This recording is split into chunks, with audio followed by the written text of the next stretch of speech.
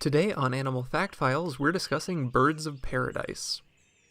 These birds were named so because they're so unique and extravagant they couldn't come from anywhere else but paradise on Earth. At least, that's what 16th century European scientists thought anyway. The first bird of paradise specimens studied by English speakers had their feet and wings removed, so it was believed for centuries they just floated on their fancy feathers. Now, of course, we know they have feet, just like hummingbirds.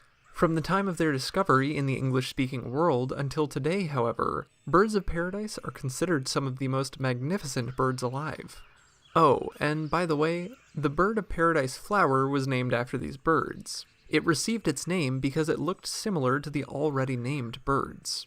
Female birds of paradise may not give many hints to their fabulous status. These birds are an excellent example of sexual dimorphism, which is when the males and females of a species appear different. While the ladies are usually brown with only slight colors, males go all out in their appearances. These bold colors, flashy displays, and serenading calls are all in an effort to impress female birds of paradise.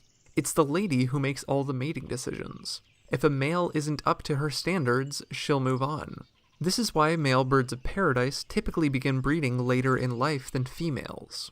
They have to wait for their fancy feathers to grow in.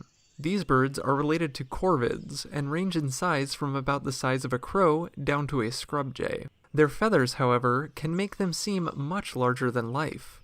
There are somewhere around 40 species of birds of paradise. They're not all commonly known as birds of paradise, with other names like riflebirds and sicklebills, but they're all part of the same taxonomic family.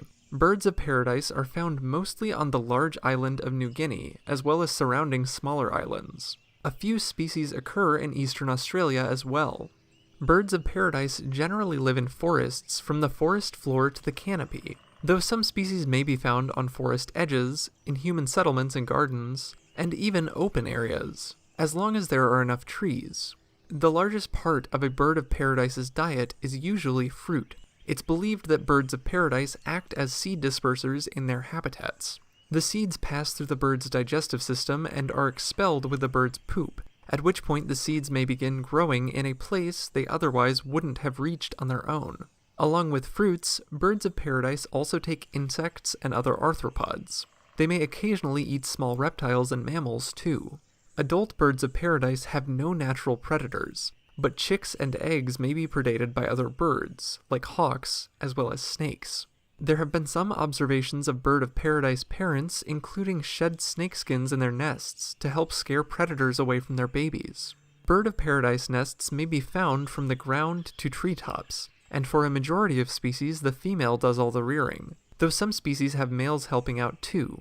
These species are monogamous, meaning they stick with the same partner, while the majority of species are polygamous, meaning they'll have multiple partners. Male birds of paradise will clear out display areas by flinging leaves and twigs to keep things tidy, and then show off all their feathers and sounds for any females watching the show.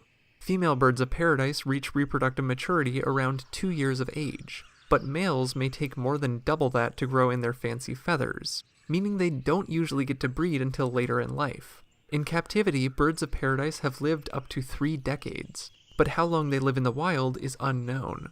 The greatest threat to birds of paradise is habitat loss, as they are now protected from non-native hunting. For more facts on birds of paradise, check out the links in the description. Thank you to John O., Trayvon, and Hyena for today's request. Give a thumbs up if you learned something new today, and thank you for watching Animal Fact Files.